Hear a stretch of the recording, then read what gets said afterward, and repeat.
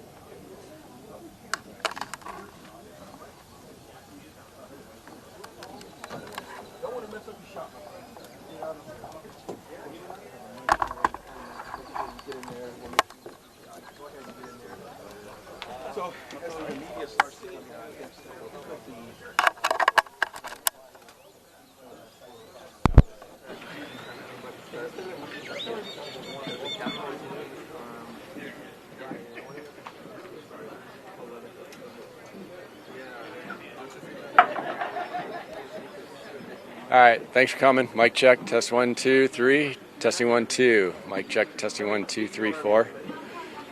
Testing 1, 2, 3, 4. Check. Test 1, 2. Mic check. Thanks for coming. They're pulling in right now, so probably take them maybe another 5 minutes to get his bearings and talk to some people that are here, and then we will be set to do this. So thank you for coming. I give you a white balance. Oh, actually, who needs a white balance?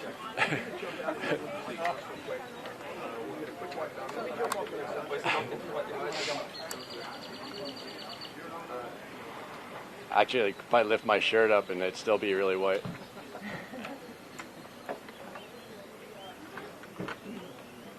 Good, good. Everybody good? All right. All right, thanks.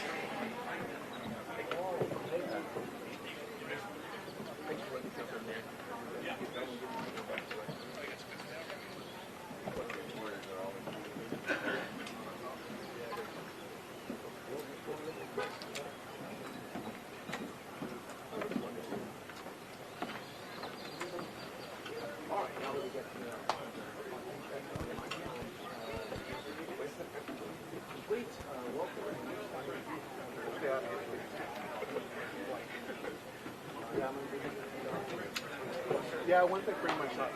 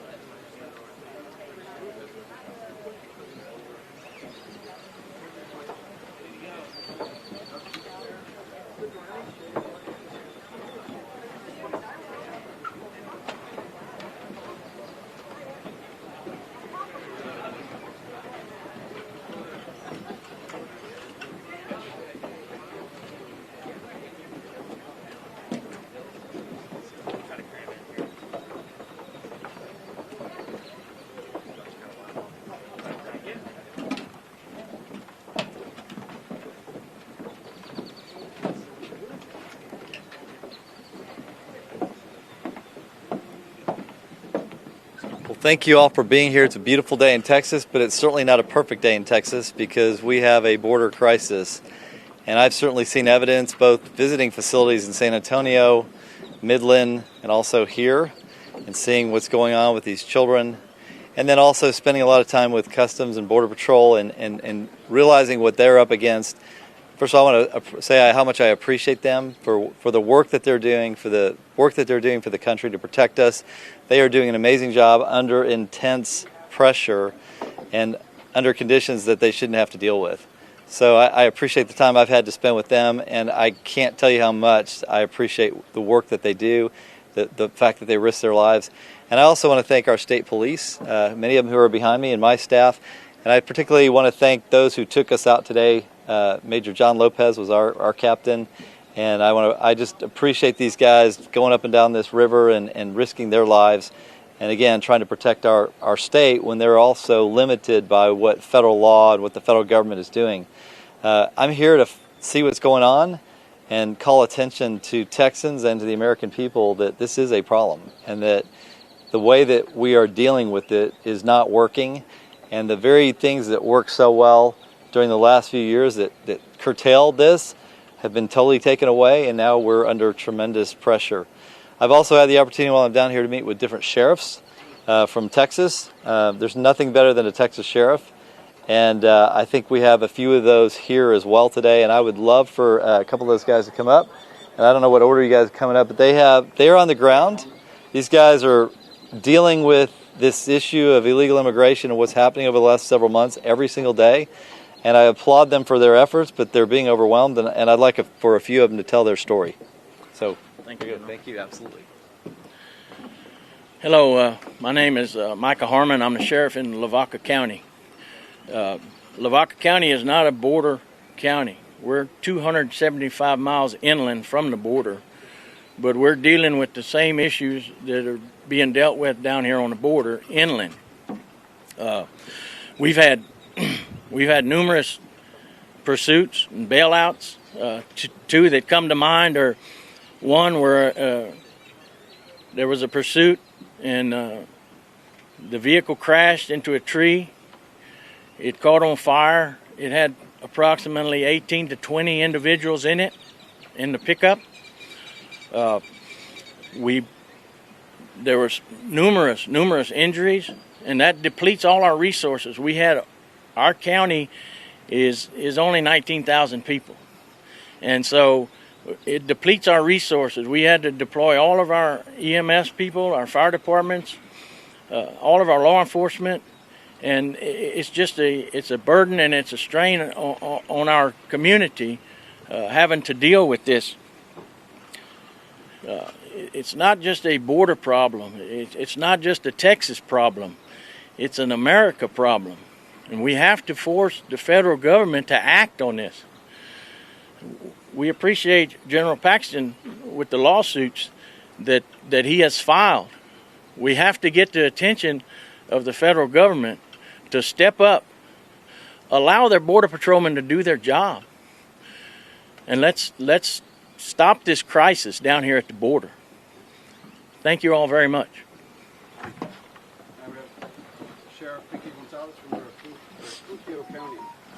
How y'all doing? My name is Pinky Gonzalez. I'm the sheriff of Refugio County. Refugio County is approximately 180 miles north of here. It's a little rural town with a population under 8,000. But we have just been overwhelmed. What I'm holding here are call slips that have gone through the sheriff's office since January.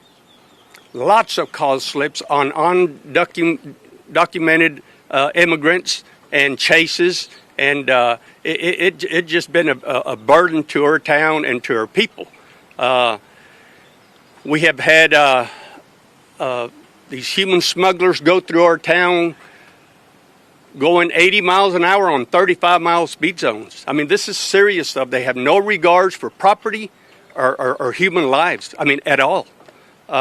We have just been overwhelmed with these cases. I have 13 deputies working around the clock, and sometimes I have to call those that are off to come help us. I don't know how many call slips I've got here. I've got plenty of them. Each call slip requires us to work anywhere from 8 to 12 hours on one case. On one case, depleting our resources. We're a rural town. We've got a limited budget, and we're just overwhelmed with this. We have never seen anything like this. I mean, we have dealt with these illegals coming across, coming through our town. Now they're stealing vehicles. We just got through working a case where we had 20 of them bailed out.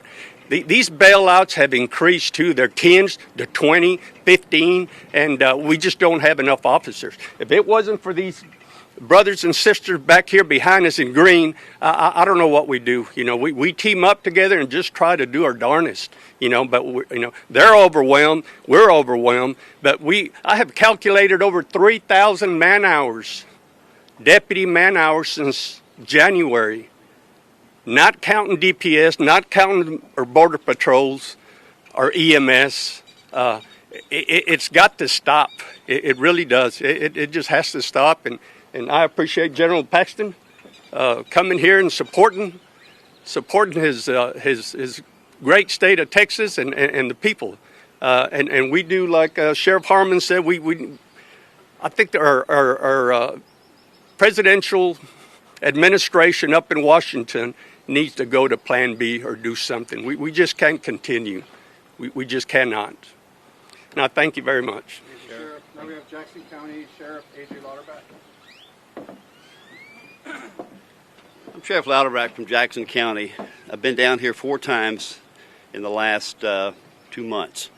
I appreciate, first off, a commitment from General Paxton, and I certainly want to thank the men and women of the U.S. Border Patrol, the men and women of the Texas Department of Public Safety. These folks, the sheriffs here in Texas, the border sheriffs, the nationwide issue that we're facing here over these policies from the Biden administration. So Texas is a unique place. Texas is a fantastic state, but we're witnessing here over and over and over and over again and again destructive policies that are detrimental to Texans and Americans in our nation. The American people will solve this at some point in time. Our duty right now is to inform and make sure that the American people understand what's actually happened with policies that are put in place that are truly harmful to this nation. So I appreciate y'all's time. I appreciate the airtime for this. Please get this message out as we try and bring this information to a point here in Texas where something can be accomplished and done here to protect our citizens, which is what we're trying to do. So thank you again for your time today. Again, thank you, General Paxton. Sure. So there's a reason that we've sued the Biden administration 5 times over immigration. Tremendous harm is being done to this state. Tremendous harm is being done to this nation. The cartels are being enriched, given the opportunity to smuggle drugs, given the opportunity to human traffic, given the opportunity to charge these people exorbitant costs for getting into our state.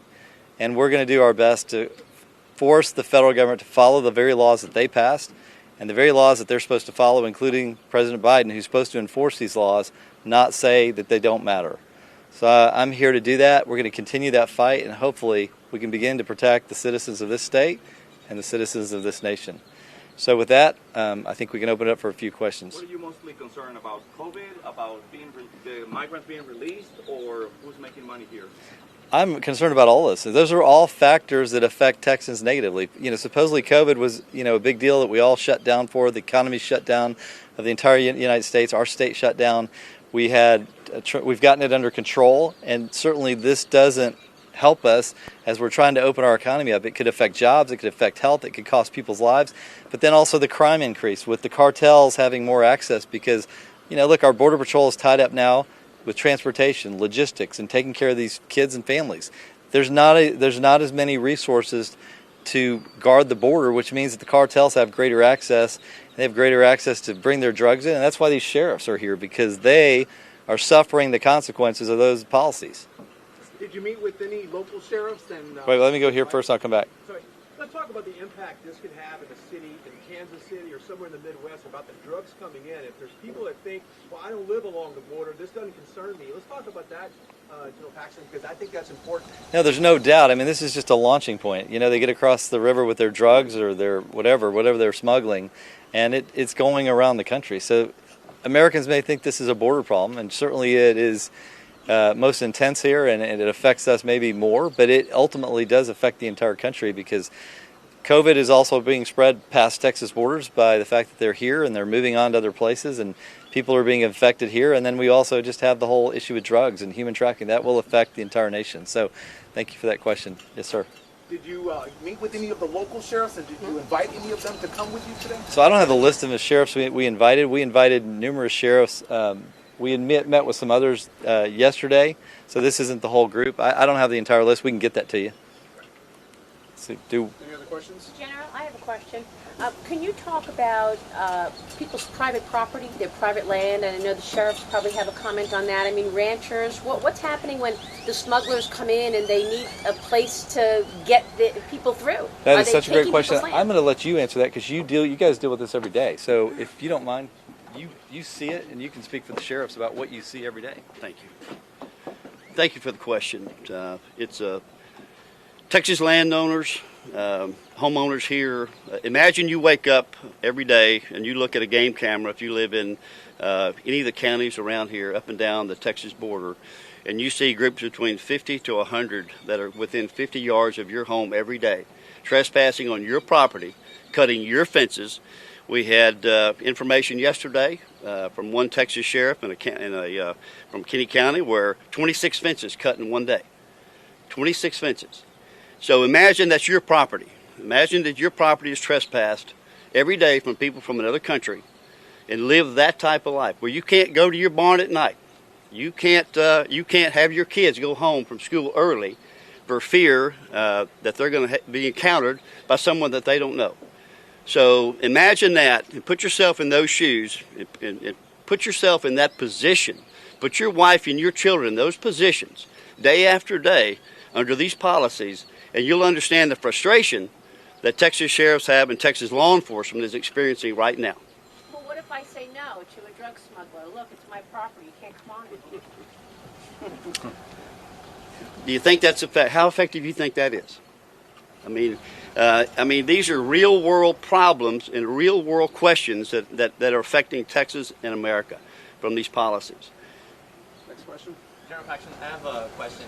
So just recently, one of the Gulf Cartel leaders was captured. I know that Texas and Tamaulipas, right over there, they have a system where if you know and they have tips, you can send them in either location. I guess what's the update, or how does the state work with Tamaulipas? Because a lot of people are waiting to cross from Tamaulipas, and this is the biggest, entry point. Is there any updates on that? How do you explain that? I don't have any updates. All I know is that when I've been down here, the cooperation between the feds with Border Patrol, Customs Enforcement, and state police in our office and the sheriffs has been remarkable. And I think if you interviewed every one of these guys back here, they would tell you that there's a lot of sharing of information. There's a lot of backup, because we need all the resources we can get. We need to do this together, and we are doing this together despite the impediments that the federal government puts in the place of even their own people. Let's do one more question. Okay. Anybody else? Brian? Oh, no, I wasn't talking about the impact this has on the schools. Local schools, they're already packed, right, with the surge of population here in the state of Texas. Now you add on all these kids coming across. How is that disrupting the learning process? Well, this is one of my frustrations, is that, we have a budget in Texas. We do it every 2 years. We try to figure out what our costs are going to be. And when you bring these education costs in, we're required by a Supreme Court precedent to educate these kids. And so it adds to our costs significantly, because it's expensive to educate kids. And so these schools are now having to take on this responsibility that they didn't know they were going to have to fund. And it puts a lot of pressure on our school system, and it puts a lot of pressure on their ability to educate the kids that are already there when they're having to bring in new kids, one that may not be fluent in English, and so they got to deal with that, but also may not be up to par on their grade level. So it definitely siphons resources from what is already a stretched system. So anyway, I'll do one more, and then we got to go. Any idea why local No, media? let her ask. You already got one. What would your message to Biden and Vice President Harris be as he heads into his congressional address tonight, his 100th day in office on Friday? They've yet to visit the border. What do you tell them directly? I would ask them to set aside the politics and please care. Please care about my state. Please care about the border states. Please care about the rest of the country. The fact that they're not coming down here, the fact that it seems like they're trying to hide a lot of what's going on. They're very, very secretive. They're not letting us know who's coming in, who's leaving. There should be more cooperation. If they're going to have this open border policy, we're going to be affected by it every day. And so I would ask them, one, follow the law. Start following the law. Go to policies that work, and please care about our state, because it doesn't seem like they really care right now. So thank you all very much, and thank these guys for everything they've done. I really appreciate it. Thank you, guys.